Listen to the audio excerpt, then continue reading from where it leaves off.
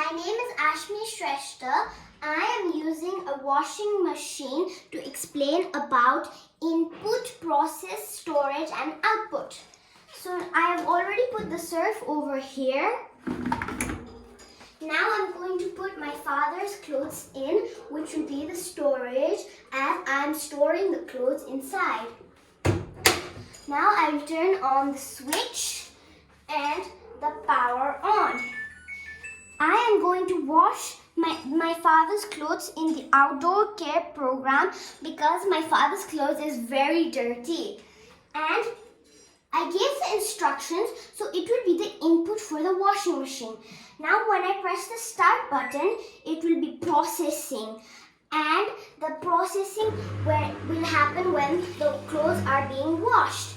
It will finish after 1 hour and 24 minutes. And when we take out the clean clothes, it will be the output.